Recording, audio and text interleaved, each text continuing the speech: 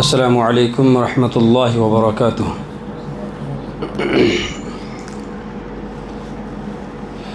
ان الحمد للہ نحمده ونستعینه ونستغفره ونعوذ باللہ من شرور انفسنا ومن سیئات اعمالنا من يهده الله فلا مضل له ومن يضلل فلا هادي له وأشهد أن لا إله إلا الله وحده لا شريك له وأشهد أن محمدا عبده ورسوله أما بعد فإن أصدق الحديث كتاب الله وأحسن الهدي هدي محمد صلى الله عليه وسلم وشر الأمور محدثاتها وكل محدثة بدعة وكل بدعة ضلالة وكل ضلالة في النار فأعوذ بالله السميع العليم من الشيطان الرجيم يا أيها الذين آمنوا اتقوا الله حق تقاته ولا تموتن إلا وأنتم مسلمون يا أيها الناس اتقوا ربكم الذي خلقكم من نفس واحدة وخلق منها زوجها وبث منهما رجالا كثيرا ونساء واتقوا الله الذي تساءلون به والأرحام إن الله كان عليكم رقيبا يا أيها الذين آمنوا اتقوا الله وقولوا قولا سديدا يصلح لكم أعمالكم ويغفر لكم ذنوبكم ومن يطع الله ورسوله فقد فاز فوزا عظيما وقال الله عز وجل في مقام آخر فاذكروني أذكركم واشكروا لي ولا تكفرون يا أيها الذين آمنوا استعينوا بالصبر والصلاة إن الله مع الصابرين وقال النبي صلى الله عليه وسلم وعن موسى رضي الله عنهما قال قال رسول الله صلى الله عليه وسلم مثل الذي يذكر ربه والذي لا يذكر ربه مثل الحج والميت رواه البخاري في كتاب الدعوات رب اشرح لي صدري ويسر لي أمري واحلل عقدة من لساني يفقهوا قولي سبحانك لا علم لنا إلا ما علمتنا إنك أنت العليم الحكيم رب زدني علما وارزقني فهما۔ معزز علماء کرام، بزرگوں اور دوستو، عزیز ساتھیو، اللہ کا شکر و احسان ہے کہ اللہ سبحانہ و تعالی نے ہمیں اور آپ کو مسلمان بنایا، ایمان کی دولت سے مالا مال کیا، ایمان کی حفاظت کی توفیق بخشی۔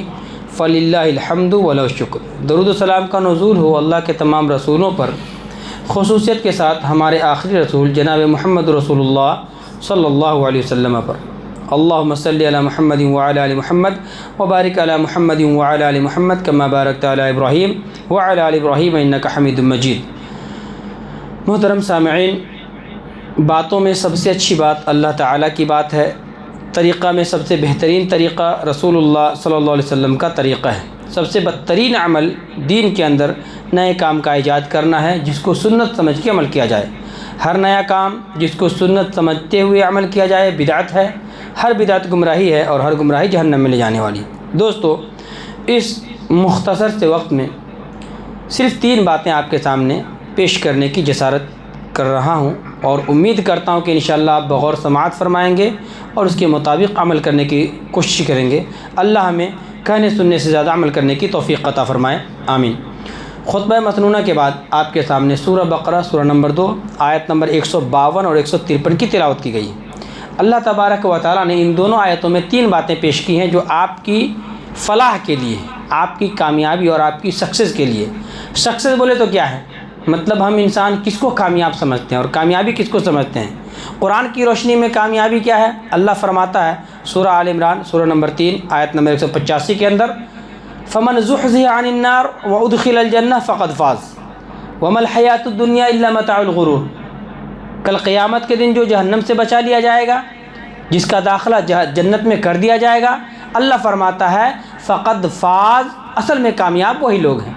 تو کامیابی کیا ہے کہ آپ جہنم سے بچا لیے جائیں اور آپ کا انٹرانس جنت میں ہو جائے، آپ جنت پا لیں، سمجھیے کہ آپ کامیاب ہیں۔ تو کیسے ہم پائیں گے؟ 3 کام کرنا ہے۔ اللہ فرماتا ہے فَاذْكُرُونِي أَذْكُرْكُمْ وَاشْكُرُوا لِي وَلَا تَكْفُرُونَ۔ سرزمین دنیا میں زندگی بسر کرنے والے، فَاذْكُرُونِی، تم مجھے یاد کرو، میرا ذکر کرتے رہو۔ جب تم مجھے یاد کرو گے، میرا ذکر کرو گے، اذکرکم، میں تجھے بھی یاد کروں گا۔ پہلا طریقہ اور پہلا کام کیا ہے؟ ہم اللہ کا ذکر کریں، اللہ کو یاد کریں۔ ذکر سے مراد عام طور سے لوگ کیا سمجھتے ہیں کہ مسجد میں بیٹھے ہیں یا کہیں بیٹھے ہیں سبحان اللہ الحمدللہ اللہ اکبر کہیں، یہی ذکر ہے۔ عام طور سے یہی مائنڈ سیٹ ہے، بٹ یہ نہیں ہے۔ ذکر کس کو کہتے ہیں؟ علماء کرام نے ذکر کی 2 قسمیں بیان کی ہیں۔ نمبر 1 ذکر عام۔ ذکر عام میں یہ ساری عبادتیں شامل ہیں جو ہم اور آپ کرتے ہیں۔ مثال کے طور پہ کوئی ایک نماز بتائیے جس میں ذکر نہ ہو، ہے کوئی نماز جس میں ذکر نہیں ہے؟ نہیں ہے۔ گویا کہ علماء لکھتے ہیں کہ یہ نماز ایک ذکر ہے۔ اللہ فرماتا فَاذْكُرُونِی کا مطلب صرف یہ نہیں کہ اللہ اللہ کرو، فَاذْكُرُونِی کا مطلب ہے کہ آپ اللہ کی عبادت بھی کرو۔ آپ زکوٰۃ دیتے ہیں، زکوٰۃ دینے کے بعد قبولیت کی دعا کرتے ہیں، الحمدللہ میں نے اللہ کے راستے میں زکوٰۃ دیا۔ عمرہ کرنے جاتے ہیں، تلبیہ پڑھتے ہوئے جاتے ہیں، ارکان کو ادا کرتے ہیں، واجبات کو ادا کرتے ہیں، اس میں یقیناً ذکر ہے۔ حج کرتے ہیں، اس میں ذکر ہے۔ تو علماء نے لکھا ہے کہ وہ ساری عبادتیں بھی ذکر ہیں، یہ ذکر عام ہیں۔ اور دوسری قسم کیا ہے؟ ذکر خاص۔ جیسے نماز پڑھے ہم ابھی، اللہ ہماری نمازوں کو قبول فرمائے، رکوع میں گئے تو ایک خاص ذکر کیے، سجدے میں گئے ایک خاص ذکر کیے، سلام پھیرنے سے پہلے ایک خاص ذکر کیے، صبح شام کی خاص دعائیں ہیں، بچے کو نظر لگ جائے تو خاص ذکر ہے۔ تو یہ ذکر خاص ہے۔ تو مراد یہاں دونوں ہے، آپ دونوں ذکر کا اگر التزام کرتے ہیں، دیٹ مینس آپ دونوں ذکر کو کرتے ہیں، اللہ رب العالمین فرماتا ہے کہ آپ کامیاب ہیں۔ اللہ آپ کا ذکر فرشتوں کے درمیان کرتا ہے۔ بخاری کی حدیث ہے کہ جب بندہ میرا ذکر اپنے دوستوں کے سامنے کرتا ہے، اپنے ساتھیوں کے سامنے کرتا ہے، اپنے ہم جلیسوں کے سامنے کرتا ہے، اللہ فرماتا ہے میں ایسے بندوں کا تذکرہ ان لوگوں کے سامنے کرتا ہوں جو ان سے بہتر ہوتے ہیں، خیر منہم، آپ سے بہتر، یعنی فرشتوں کے درمیان اللہ آپ کا ذکر کرتا ہے جب آپ بیٹھ کر اللہ کو یاد کرتے ہیں تو۔ اور ذکر کیا ہے معلوم ہے؟ پڑھیے سورہ عنکبوت، سورہ نمبر 29 ورس نمبر 35، اللہ فرماتا ہے وَلَذِكْرُ اللَّهِ أَكْبَرُ، اللہ کا ذکر بہت بڑا ہے۔ یہ مت تصور کیجئے کہ ہم ذکر کریں گے تو ذکر سے کیا کر لیں گے، نہیں، بلکہ اللہ فرماتا ہے ذکر بہت بڑی چیز ہے۔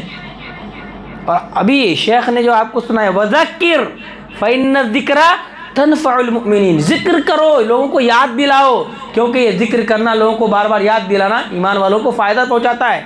تو ذکر میں ساری چیزیں ہیں۔ اور شیخ الاسلام ابن تیمیہ رحمہ اللہ نے کہا ہے ذکر کس کو کرنا ہے؟ ذکر سے مراد ہر وہ لفظ، ہر وہ سینٹنس، ہر وہ جملہ، ہر وہ ورڈ جو آپ کو آپ کے رب سے قریب کرتے، ہر وہ بات جو آپ زبان سے بولتے ہیں، اگر وہ بات بولنے نکلی ہوئی بات آپ کو آپ کے رب سے قریب کر دے رہی ہے تو سمجھیے کہ آپ وہ ذکر کر رہے ہیں اور یہ عبادت ہے۔ اگر آپ یہ کام کر لیتے ہیں، اللہ رب العالمین کل قیامت کے دن عرش کے سائے میں بھی جگہ عطا فرمائے گا۔ پڑھیے صحیح بخاری کتاب الاذان حدیث نمبر 660، اللہ کے نبی صلی اللہ علیہ وسلم نے ارشاد فرمایا وَرَجُلٌ ذَكَرَ اللَّهَ خَالِيًا فَفَاضَتْ عَيْنَاهُ، میں 7 قسم کے لوگوں کو کل قیامت کے دن اپنے عرش کے سائے میں جگہ دوں گا، ان میں سے ایک وہ آدمی بھی ہوگا وَرَجُلٌ ذَكَرَ اللَّهَ خَالِيًا، جو اللہ کو تنہائی میں بیٹھ کے یاد کیا ہوگا، اللہ کا ذکر کیا ہوگا، اور یاد کرتے کرتے اس کی آنکھیں اشکبار ہو گئی ہوں گی، ڈر سے کانپنے لگا ہوگا، ان کا دل ڈرنے لگا ہوگا، اور اپنے گناہوں پہ نادم ہو کے اپنے رب کے ڈر سے وہ آنکھ سے آنسو جاری کر دیا ہوگا۔ اللہ فرماتا ہے ایسے بندے کو کل قیامت کے دن عرش کے سائے میں جگہ ملے گی۔ وَرَجُلٌ ذَكَرَ اللَّهَ خَالِيًا، اللہ کو یاد کیجئے اور ایسے یاد کیجئے، ایسے ذکر کیجئے کہ آپ رونے لگیں۔ ٹھیک ہے، آپ دعا کرتے ہیں، الحمدللہ ہم دعا کرتے ہیں، لیکن ہماری دعا میں وہ خشوع نہیں ہے، وہ خضوع نہیں ہوتی، دل سے رونا نہیں آتا، ڈر نہیں ہوتا، اللہ رب العالمین کا خوف نہیں ہے، تو آپ دعا ایسے کریں، اللہ کو یاد ایسے کریں، تنہائی میں، اکیلے میں، کہ آپ کا دل کانپنے لگ جائے.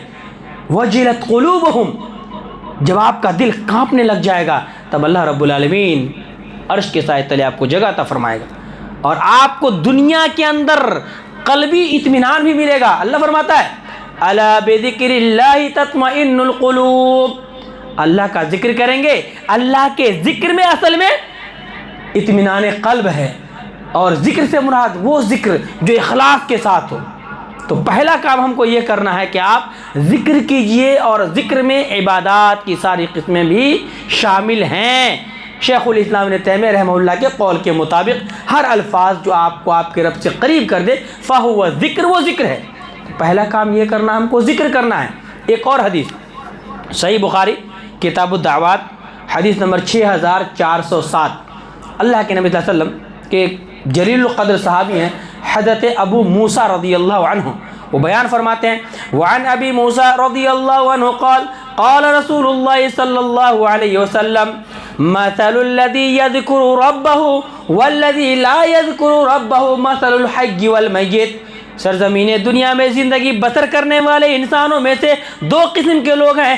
ایک وہ لوگ ہیں جو چلتے تو ہیں لیکن چلتے ہوئے بھی وہ مردہ ہیں. ایک وہ لوگ ہیں جو چلتے ہیں اور چلتے ہوئے زندہ ہیں. وہ لوگ جو رب کا نام لے کر چلتے ہیں، اللہ کے ذکر کے ساتھ چلنے والے ہیں، یہ لوگ ایسے لوگ ہیں جو حقیقی معنوں میں زندہ ہیں. اور وہ لوگ جو رب کا ذکر نہیں کرتے، یاد نہیں کرتے اللہ کو، نہ الحمدللہ نہ سبحان اللہ، نہ الحمدللہ نہ سبحان اللہ نہ اللہ اکبر، کچھ نہیں کرتے، نہ نماز پڑھتے، نہ روزہ رکھتے، نہ زکوٰۃ ادا کرتے، کچھ مطلب نہیں اس کو. ایسے لوگ اللہ کے نبی فرماتے ہیں کل میت، یہ مردے کی مانند ہیں. اور علامہ ابن باز رحمہ اللہ کا ایک جملہ یاد رکھیے، وہ بہترین جملہ وہ فرماتے ہیں اس حدیث کے ضمن میں اور روشنی میں فرماتے ہیں اور کہتے ہیں الذاکر کالحج. علامہ ابن باز کہتے ہیں الذاکر کالحج، ذکر کرنے والے لوگ، اللہ کو یاد کرنے والے لوگ، کالحج اصل معنوں میں یہ زندہ لوگ ہیں. والغافل کالمیت، اور وہ لوگ جو اللہ کے نام سے غافل ہیں، اللہ کی یاد سے غافل ہیں، اللہ کے ذکر سے غافل ہیں، کالمیت یہ مردے لوگ ہیں. اب ڈیسائیڈ آپ کو کرنا ہے کہ آپ کو زندوں میں بننا ہے یا مردوں میں بننا ہے. اگر ہم زندہ رہنا چاہتے ہیں ایک کام کرنا ہوگا، اور وہ کام کیا ہے کہ ہم اللہ کا کثرت سے ذکر کرتے رہیں عبادات کے ساتھ ساتھ. پڑھیں گے آپ سورہ احزاب سورہ نمبر 33 آیت نمبر 35. اللہ فرماتا ہے اس کی آخری آیت وَالذَّاكِرِينَ اللَّهَ كَثِيرًا وَالذَّاكِرَاتِ أَعَدَّ اللَّهُ لَهُم مَّغْفِرَةً وَأَجْرًا عَظِيمًا. اللہ کا کثرت سے یاد کرنے والے مرد حضرات بھی اور اللہ کا کثرت سے یاد کرنے والے عورتیں بھی، اللہ کو یاد کرنے والی عورتیں بھی اور اللہ کو یاد کرنے والے مرد بھی. اللہ فرماتا ہے کثرت سے جو اللہ کو یاد کرتے ہیں اعد اللہ لہم مغفرہ، اس کے لیے دو وعدہ اللہ نے کیا. المغفرہ، اگر آپ اللہ کو یاد کرتے ہیں، اللہ کا ذکر کرتے ہیں، اللہ فرماتا ہے ہم ایسے بندوں کو معاف کر دیتے ہیں. پہلا وعدہ کیا ہے؟ اگر آپ اللہ کو یاد کریں گے تو اللہ آپ کے گناہوں کو معاف کر دے گا، مغفرہ آپ کی مغفرت کر دے گا. دوسرا وعدہ ہے وَأَجْرًا عَظِيمًا، اور آپ کو بڑا اجر دے گا. اور اللہ تعالیٰ کے یہاں بڑا اجر کیا ہے؟ بڑا اجر کیا ہے اللہ کے یہاں؟ یعنی الجنہ. مفسرین کرام لکھتے ہیں بڑا اجر یعنی الجنہ، آپ اللہ کو یاد کر رہے ہیں اور جنت پا رہے ہیں. دیکھیے آپ پڑھیے سورہ منافقون پڑھیے، سورہ جمعہ پڑھیے، دونوں پڑھیے، دونوں کی آخری رکوع پڑھیے. اللہ فرماتا ہے یا ایھا الذین آمنوا لا تلہکم اموالکم ولا اولادکم عن ذکر اللہ. تمہاری مال، تمہاری اولاد، تمہارے مال، تمہاری اولاد اللہ کے ذکر سے تمہیں غافل نہ کر دے.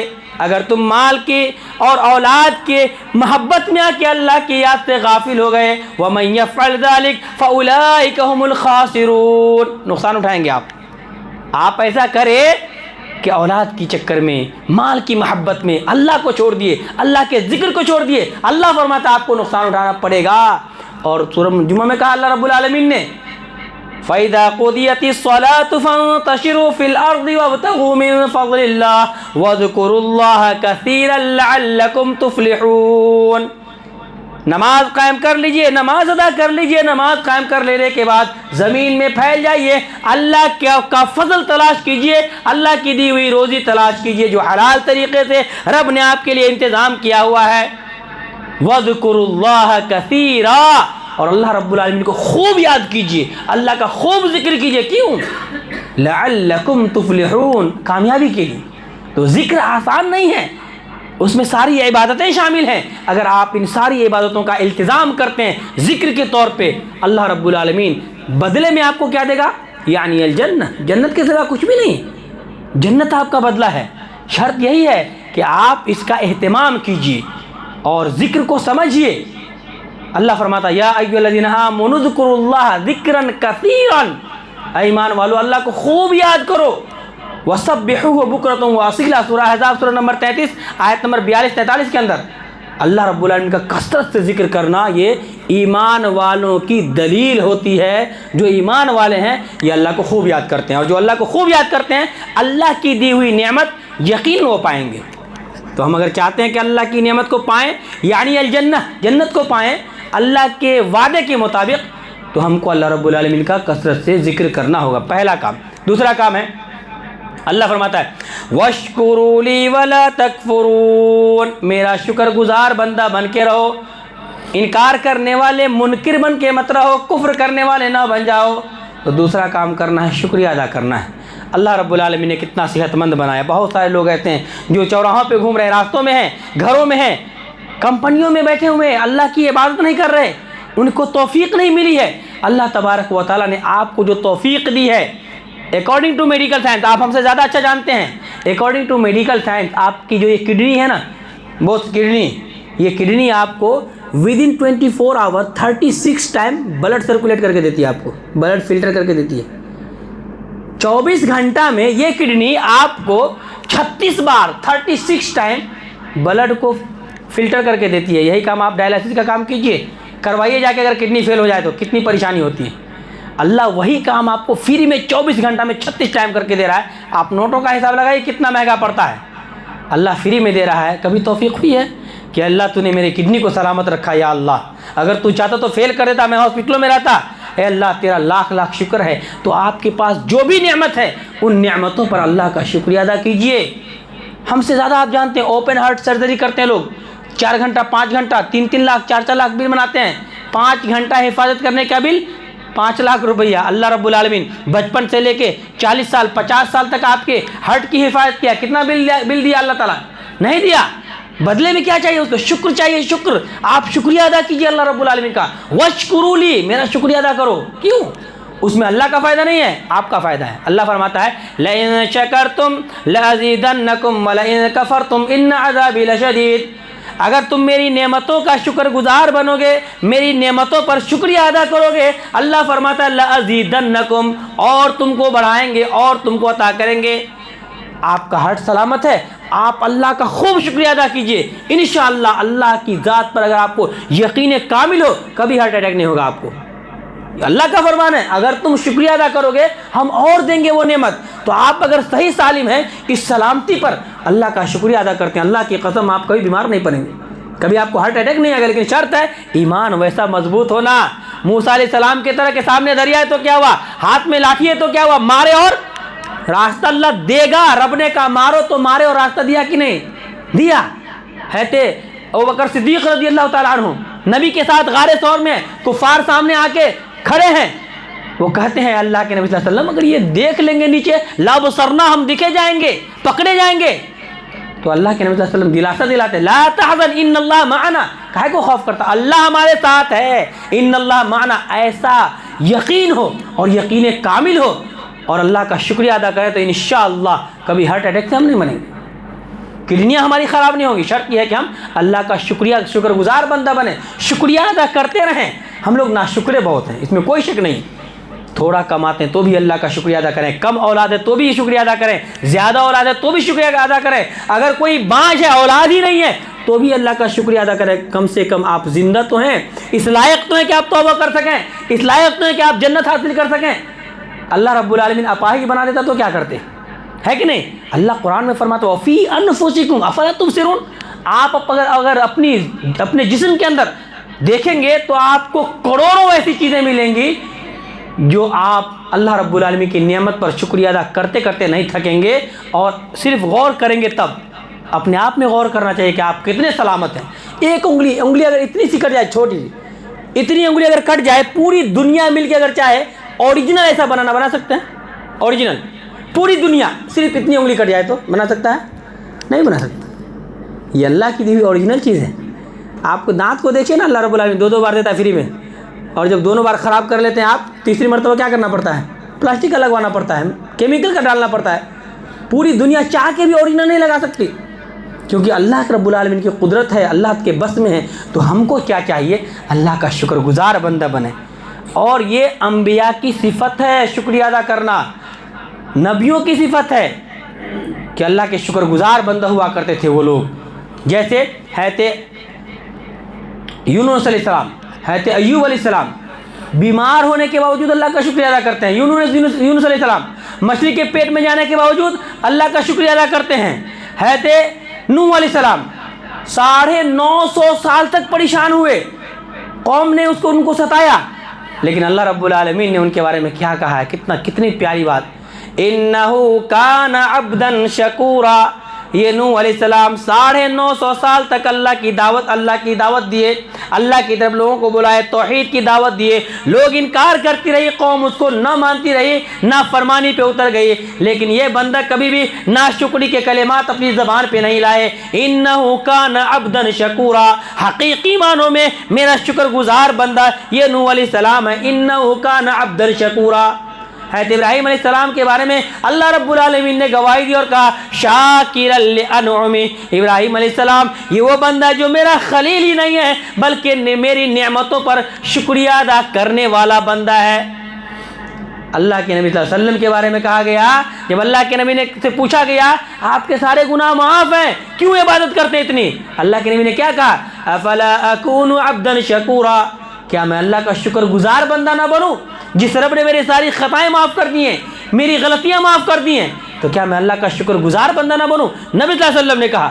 موسیٰ علیہ السلام کو کہا گیا اے موسیٰ علیہ السلام وَقُم مِّنَ الشَّاكِرِينَ، شکریہ ادا کرنے والے بندوں میں سے تم ہو جاؤ۔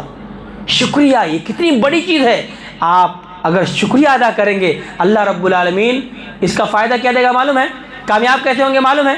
ایک بات بتاتا ہوں، اس کے بعد دیکھیے، اگر اللہ کا شکریہ ادا کرتے ہیں، حضرت لوط علیہ السلام کو اللہ رب العالمین نے کہا وَكَذَلِكَ نَجْزِي مَنْ شَكَرَ، اے لوط علیہ السلام آپ نے اللہ کا شکریہ ادا کیا، دیکھو میں تیری قوم کی اور بستی کے لوگوں کو، مرد کو عورت کو، جو آپ کے ساتھ بدتمیزی کیا کرتی تھی، میں سارے کے سارے لوگوں کو برباد کرنے والا ہوں، اس بستی کو الٹنے والا ہوں، اس پر پتھر کا عذاب نازل کرنے والا ہوں، آپ ایمان والوں کو لے کے بستی سے نکل جائیے۔ جب یہ نکل گئے اللہ فرماتا ہے وَكَذَلِكَ نَجْزِي مَنْ شَكَرَ، ایسے ہی ہم شکریہ ادا کرنے والوں کو عذاب سے بچا لیتے ہیں۔ پڑھیے سورہ نساء سورہ نمبر 4 آیت نمبر 147 147، اللہ فرماتا ہے مَا يَفْعَلُ اللَّهُ بِعَذَابِكُمْ ان شکرتم وآمنتم وکان اللہ شاکرا علیما، اے میرے بندو میں تجھے عذاب دے کر کیا کروں گا؟ عذاب دینے کے لیے میں نے تجھے پیدا نہیں کیا۔ ما یفعل اللہ بعذابکم، تجھ کو عذاب دے کے میں کیا کر لوں گا؟ اگر تم شکریہ ادا کرتے، ان شکرتم میرا شکر گزار بندہ بن کے رہو، میرا شکریہ ادا کرتے ہو، آمنتم ایمان کے ساتھ رہتے ہو، میں عذاب نہیں دوں گا تجھ کو، میں عذاب کے لیے تھوڑا پیدا کیا ہوں۔ اب بتائیے کہ آپ اگر شکریہ ادا کرتے ہیں اللہ عذاب سے بچائے گا کہ نہیں؟ اچھا جس بندوں کو اللہ عذاب سے بچا لے ٹھکانہ کہاں ہوگا اس کا؟ ظاہر سی بات ہے، عذاب کا اپوزٹ کیا ہے؟ رحمت ہے، نعمت ہے، جنت ہے۔ تو اللہ رب العالمین فرماتا ہے اگر تم نعمت کا شکریہ ادا کرتے ہو ایمان کے ساتھ، شرط ہے ایمان کے ساتھ، اللہ فرماتا میں تجھے عذاب نہیں دوں گا، جب عذاب نہیں دوں گا تو یقیناً میں تم کو اپنی رحمت میں داخل کروں گا، اور اللہ رب العالمین کی رحمت کل قیامت کے دن کیا ہے؟ جنت ہے، یہ سب سے بڑی رحمت ہے۔ تو انسان اگر اللہ کا شکر گزار بندہ بن جائے اللہ اس کو جنت دے گا، عذاب سے بچائے گا۔ علماء اسی لیے کہتے ہیں الشکر طریقۃ المزید، اگر کوئی نعمت آپ کو بہت چاہیے تو علماء کہتے ہیں الشکر، شکریہ ادا کرو، بہت شکریہ ادا کرو، طریقۃ المزید، اللہ خوب عطا فرمائے گا آپ کو۔ تو شرط ہے کہ آپ شکر گزاری کریں، اور ایسی شکر گزاری کریں جو ایمان کے ساتھ ہو۔ ایسا نہیں اللہ نے بہت دیا، بہت شکریہ ادا کرتے ہیں لیکن نماز نہیں پڑھتے ہیں، یہ شکریہ ہے؟ یہ شکریہ نہیں۔ اللہ نے بہت دیا تو آپ کے پاس 8 بچے ہیں 10 بچے ہیں، الحمدللہ اللہ کا شکریہ ادا کیجیے، لیکن اس کی صحیح تربیت نہیں کرتے، یہ شکریہ نہیں ہے۔ اللہ نے آپ کو مال و دولت خوب دیا، اچھی بات ہے، لیکن اگر آپ اس مال و دولت کو اللہ کے راستے میں خرچ نہیں کرتے، یہ شکریہ کہاں ہے؟ کہاں پہ اور کیسے شکریہ ادا کرنا ہے، اس کو بھی ہم کو سیکھنا ہوگا۔ تو انشاءاللہ اللہ رب العالمین ہم کو صلہ میں بدلے میں جنت عطا فرمائے گا۔ دوسری چیز ہوئی، پہلی چیز تھی ذکر کرنا، ساری عبادتیں شامل ہیں۔ دوسری چیز ہے شکر کرنا، جس میں ہم ساری نعمتوں پر اللہ رب العالمین کا شکریہ ادا کریں، زبان سے بھی، دل سے بھی، اور پریکٹیکلی اپنے اعضاء و جوارح سے بھی اللہ کا شکریہ ادا کریں۔ اور آخری چیز صبر کرنا، یہی تو نہیں کر پاتے ہم لوگ۔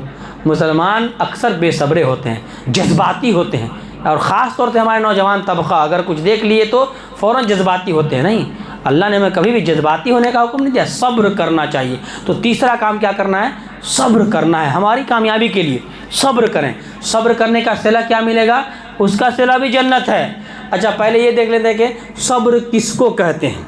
تو صبر کہتے ہیں حبس، علماء نے اس کی تعریف کی ہے، حبس النفس عن الجزع والتسخط، اپنے نفس کو جزع یعنی گھبراہٹ، جزع فضا کرتے ہیں نا، جیسے انسان کو جب کوئی مر گیا تو گھبراتے ہیں اور خوب زور زور سے چلاتے ہیں اور چلا چلا کے سینہ پیٹتے ہیں، ماتم کرتے ہیں، اس کو جزع کہتے ہیں۔ تو حبس النفس عن الجزع والتسخط، گھبراہٹ اور ناگواری سے اپنے نفس کو روک لینا، یہ صبر ہے۔ صبر کی تعریف بیان کر رہا ہوں۔ نمبر 2 اس میں آتی ہے کیا؟ وحبس اللسان عن الشکوى، عن الشکوى، اپنی زبان کو شکایت کرنے سے روک لیجئے۔ تھوڑی سی پریشانی ہوتی ہے، پورے گاؤں کو، پورے محلے کو، پورے دوستوں کو فون کر کے بتا دیتے ہیں کہ ہم اس پریشانی میں ہیں، اس کے بعد ہم صبر کرتے ہیں، اس کا نام صبر ہے؟ اپنی زبان پہ حرف شکایت نہیں لانا، کب بولنا ہی نہیں ہے، اللہ نے جو لکھا تھا لکھا، جو دیا سو دیا، صبر کرنا ہے۔ اور تیسری چیز آتی ہے اس میں وحبس الجوارح عن التشویش، اور اپنے جسم کو تکلیف دینے سے روکنا۔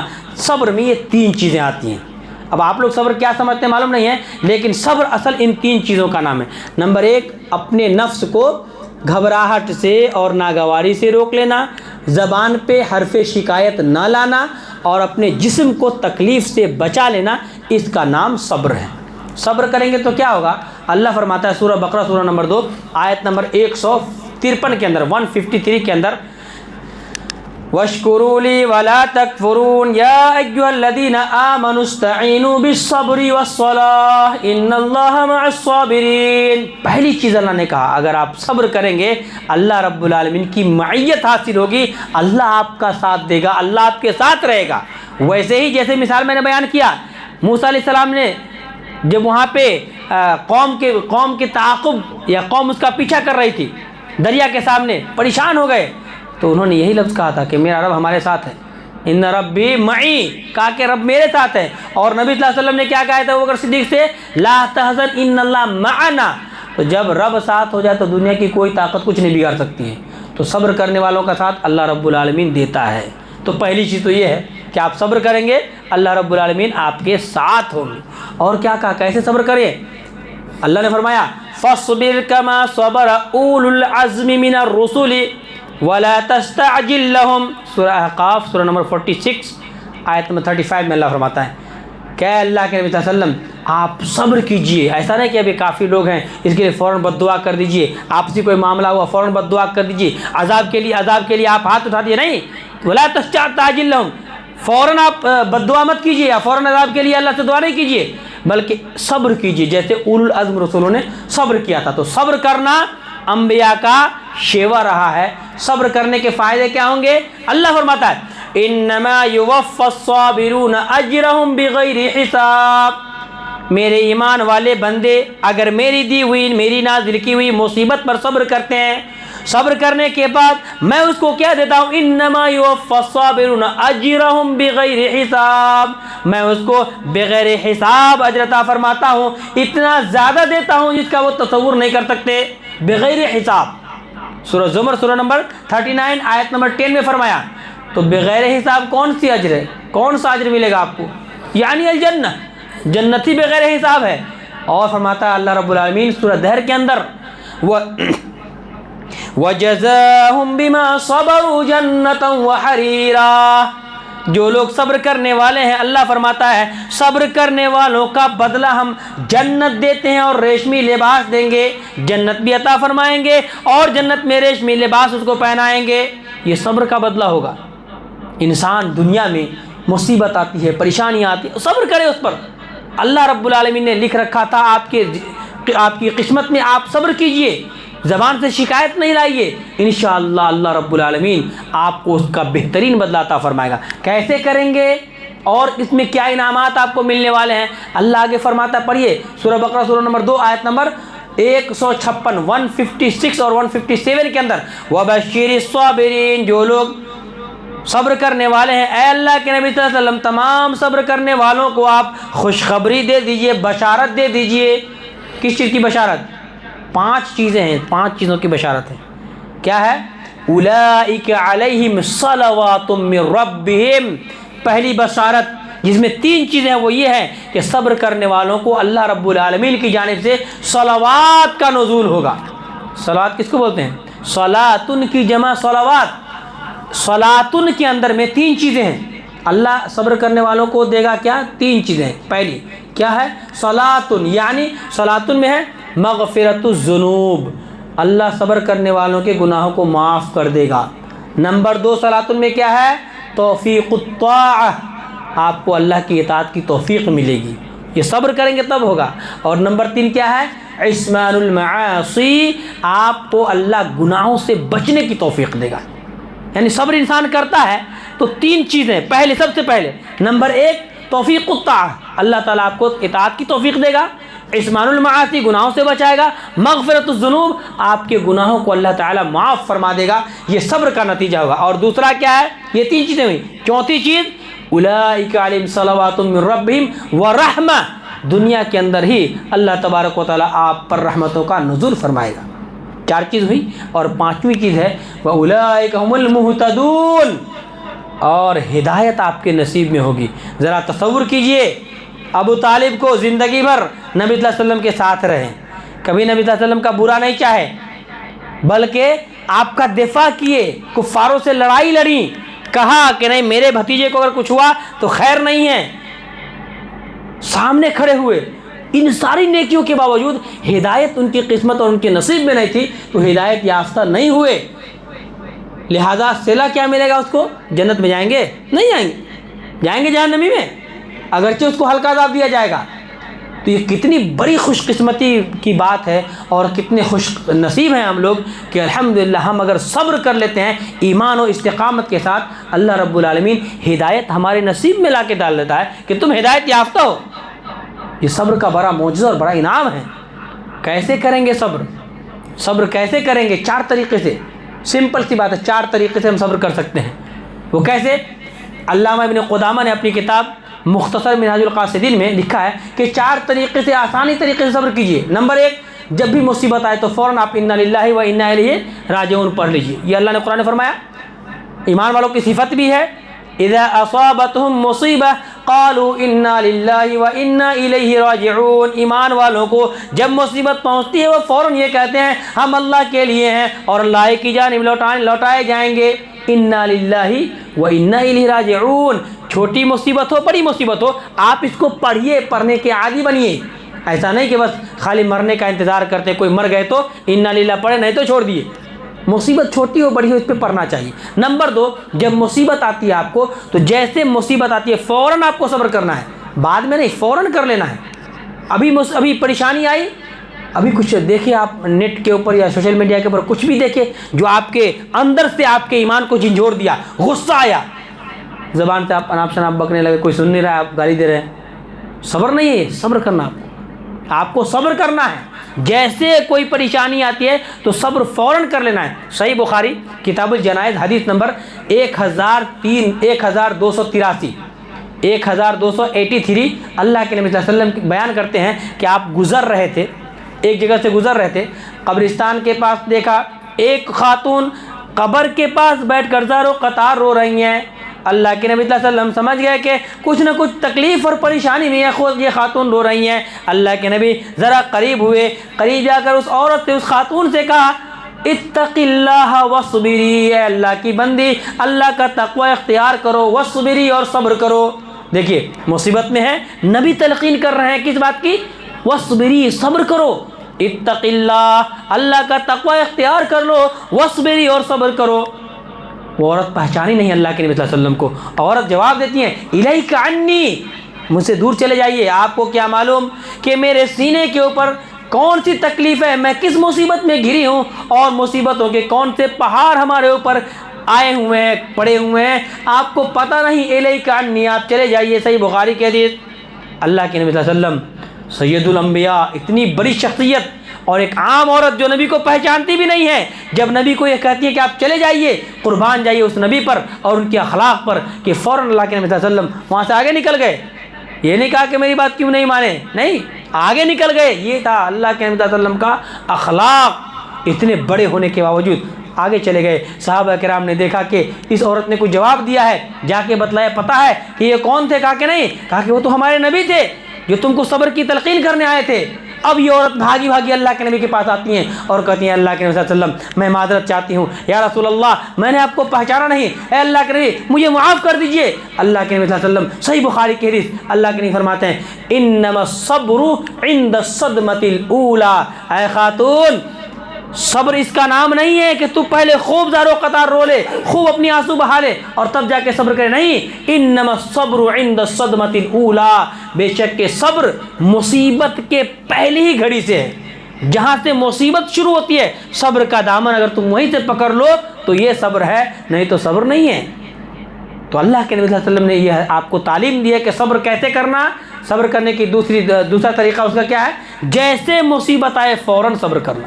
تیسرا طریقہ ہے کہ اگر آپ کو مصیبت آتی ہے، پریشانی آتی ہے، تو آپ اپنے فیس کو، اپنے چہرہ کو ایسا نہیں بنانا، یا صبر کا سامنا ایسا نہیں کرنا، فیس ایسا نہیں کرنا کہ آپ بہت مصیبت میں ہیں۔ بسا اوقات ہوتا ہے کہ انسان تھوڑی سی مصیبت آتی ہے اور ٹینشن میں ایسا دکھتا ہے کہ سلام کیے تو سلام کا جواب نہیں دیتے، پریشان ہوتے، بسا اوقات وہ ڈانٹ بھی دیتے ہیں کہ میں بہت پریشان ہوں۔ نہیں، آپ کو لاکھ پریشانی ہو، لیکن صبر کا یہ صبر یہ چاہتا ہے کہ بھائی آپ اپنے دوستوں کے ساتھ مسکرا کے رہیں، صدقے کا ثواب پاتے رہیں، ایسا فیس کیجئے جیسے آپ پر صبر مصیبت آئی ہی نہیں ہے۔ صحیح بخاری کتاب الجنائز حدیث نمبر 1301۔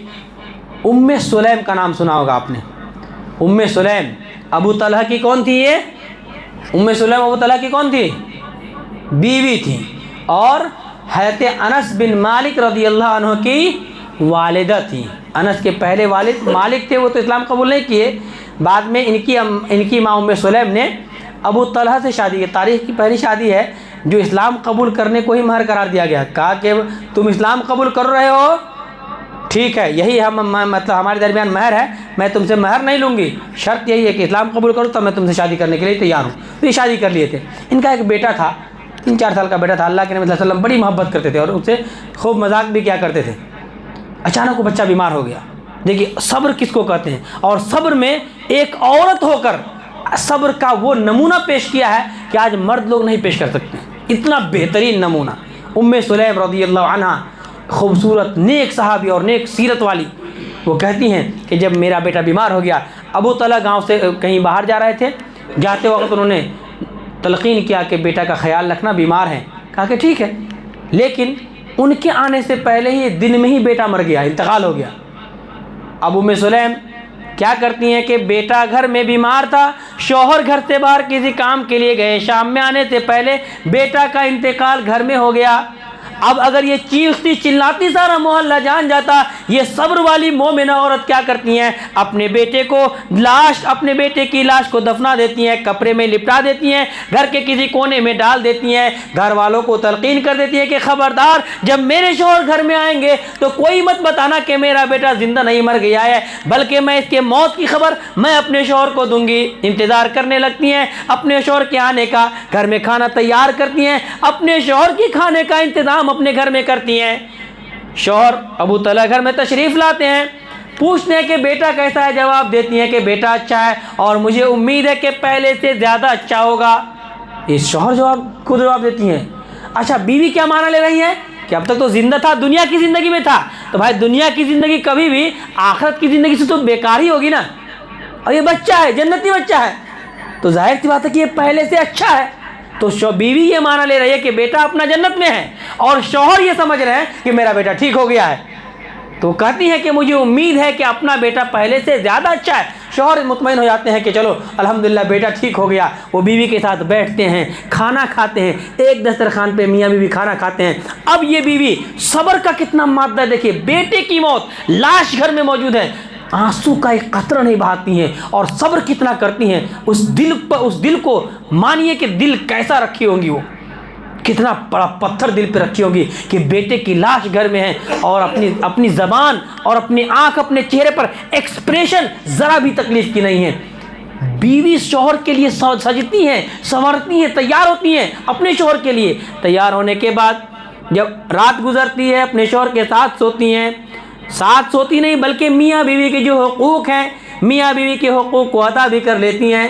جب میاں بیوی کے حقوق کو ادا کر لیتی ہیں، کر لینے کے بعد اپنے شوہر سے مخاطب ہوتی ہیں، اے ابو طلحہ ایک بات بتاؤ، اگر کوئی آپ کے پاس امانت میں کوئی چیز رکھے اور امانت کی چیز کچھ دن کے بعد اگر وہ آپ سے واپس لینا چاہے، وہ آپ کو اپنی امانت طلب کرنا چاہے، واپس لینا چاہے، اے ابو طلحہ ذرا بتاؤ کہ کیا آپ اس کی امانت کو دینے سے انکار کرو گے؟ ابو طلحہ کہتے ہیں کہ میں کون ہوتا ہوں انکار کرنے والا، امانت اس کی تھی، وہ مانگ رہا ہے، میں فوراً اس کی امانت واپس کر دوں گا. اب یہ عورت کہتی ہے، ام سلیم کہتی ہیں بس یہی سمجھ لو کہ اب اپنا بیٹا اپنے درمیان نہ رہا، اپنا بیٹا مر چکا ہے.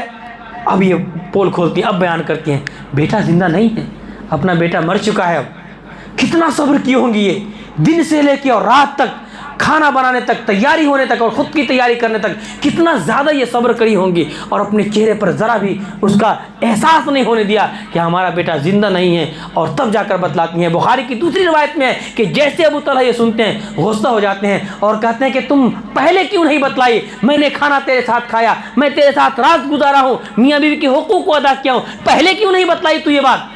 اور ایک روایت میں ہے کہ فجر کے وقت جب یہ غسل کر کے جانے لگتے ہیں تب یہ بتلاتی ہیں، تو بھاگے بھاگے گھبرا کے اللہ کے نبی کے پاس جاتے ہیں اور کہتے ہیں کہ اللہ کے نبی صلی اللہ علیہ وسلم آج ہمارے گھر میں ایسا ایسا معاملہ ہو گیا، میرا بیٹا انتقال ہو گیا، میری بیوی نے یہ معاملہ کیا ہے. تو اللہ کے نبی صلی اللہ علیہ وسلم برکت کی دعائیں دیتے ہیں اور کہتے ہیں لعل اللہ ان یبارک لکما فی لیلتکما، شاید اللہ رب العالمین تمہاری اس رات میں تم دونوں کے لیے خیر اور برکت رکھا ہے.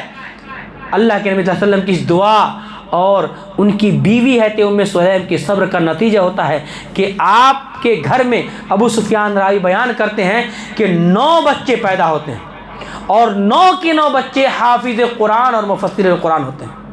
اللہ اکبر، یہ صبر اور اللہ کے نبی کی دعا کا نتیجہ. راوی کہتے ہیں کہ 9 بچے اور 9 کے 9 حافظ قرآن اور یہ لوگ مفسر قرآن ہوتے ہیں. یہ کب ہوتا ہے؟ جب انسان صبر کا مادہ ہاتھ سے پکڑے رہتا ہے، صبر کا دامن ہاتھ میں پکڑے رہتا ہے. تو تیسری چیز کیا تھی کہ صبر ایسے کیجیے آپ، مصیبت آئے تو گویا آپ پر مصیبت ہی نہیں آئی ہے، ہنستا ہوا چہرہ رکھیے. اور چوتھی اور آخری چیز کیا ہے کہ جب آپ پر مصیبت آئے تو مصیبت میں جزا فضا نہیں کرنا، گھبرانا نہیں، چیخنا چلانا نہیں. جیسا کہ صبر کی تعریفی میں یہ لفظ ہے حبس اللسانی عن الجزع، جزا فضا کرنے سے زبان کو روک لینا. اور اس کی دلیل صحیح مسلم کتاب الجنائز حدیث نمبر 918 میں ہے، جس میں ام سلمہ کا واقعہ ہے کہ ام سلمہ کا شوہر ان سے بہت محبت کرتے تھے اور ایک دعا یہ سکھلائے ہوئے تھے کہ جب کوئی مصیبت آئے تو کیا پڑھو، انا للہ و انا الیہ راجعون اللہم اجرنی فی مصیبتی واخلف لی خیرا منہا. یہ پڑھو. جب ان کا شوہر مر گیا، بیچاری دعا پڑھتی تھی تو تصور کرتی تھی کہ میرے شوہر سے اچھا کون ہو سکتا ہے. یہ وہ تصور کرتی تھی میرے شوہر سے اچھا شوہر کون ہو سکتا ہے. کچھ دن کے بعد عمر فاروق کا پیغام آیا، ان کے ٹھکرا دیے. ابوبکر صدیق کا پیغام آیا، ٹھکرا دیے. اور اس کے بعد نبی صلی اللہ علیہ وسلم کا جب پیغام آیا کہ نبی آپ سے شادی کرنا چاہتے ہیں ام سلمہ سے، تب جا کر کہے کہ اب نبی صلی اللہ علیہ وسلم سے بہتر کون ہو سکتے ہیں. پیغام کو فوراً قبول کیے. اب تک ابو سلمہ کی بیوی تھی اور دعا کی برکت اور صبر کا نتیجہ یہ تھا کہ اب یہ بیوی بن گئی اللہ کے نبی صلی اللہ علیہ وسلم کی. تو یہ ہوتا ہے صبر کی برکت اور صبر کا نتیجہ کہ انسان اگر صبر کر لے تو اللہ تعالیٰ جنت ہی نہیں بلکہ جنت تو وہاں دے گا ہی، اللہ کا وعدہ ہے وجزاہم بما صبروا جنۃ و حریرا، جنت وہاں دے گا ہی، دنیا میں بھی آپ کو اس کا بہتر اور اچھا بدلہ دے گا۔ شرط یہ ہے کہ آپ صبر کو ایمان کے ساتھ، استقامت کے ساتھ اور اچھے انداز میں کریں تو انشاءاللہ، اور صبر کے آداب کو لحاظ رکھتے ہوئے تو انشاءاللہ آپ کو دنیا میں بھی اس کا بہتر بدلہ ملے گا۔ 3 شرط ہے صبر کرنے کے۔ نمبر 1 اللہ کے لیے صبر کرنا۔ نمبر 1 صبر کس کے لیے کریں گے؟ اللہ کے لیے۔ اللہ فرماتا ہے وَلِرَبِّكَ فَاصْبِرْ، رب کے لیے صبر کرنا۔ نمبر 2 مصیبت جیسے ہی شروع ہو صبر بھی ویسے ہی کرنا، جہاں سے مصیبت شروع ہوتی ہے وہیں سے صبر بھی شروع کر لینا۔ اور نمبر 3 زبان پہ حرف شکایت نہ لانا۔ یہ 3 شرطوں کے ساتھ اگر آپ صبر کریں گے انشاءاللہ اللہ دنیا بھی میں آپ کو اچھا رکھے گا، آپ کی دنیا بھی کامیاب، آخرت بھی کامیاب۔ 3 کام کرنا ہے، ذکر کرنا، شکر کرنا اور اللہ رب العالمین کے لیے صبر کرنا۔ انشاءاللہ یہ 3 کام کو کریے، اللہ تعالیٰ دنیا اور آخرت دونوں میں کامیابی عطا فرمائے گا۔ اللہ سے دعا ہے کہ اللہ رب العالمین ہمیں کہنے سننے سے زیادہ عمل کرنے کی توفیق عطا فرمائے۔ اللہ ہمیں ان 3 باتوں پہ سب سے پہلے مجھے، اس کے بعد ہم تمام سامعین کو عمل کرنے کی توفیق عطا فرمائے۔ اللہ ان باتوں کو ہم سب کو دوسروں تک پہنچانے کی توفیق عطا فرمائے۔ اللہ جب تک زندہ رکھے ایمان پر رکھے، جب خاتمہ کرے تو خاتمہ بالخیر۔ وما توفیق الا باللہ وما علینا الا البلاغ۔ والسلام علیکم ورحمۃ اللہ وبرکاتہ۔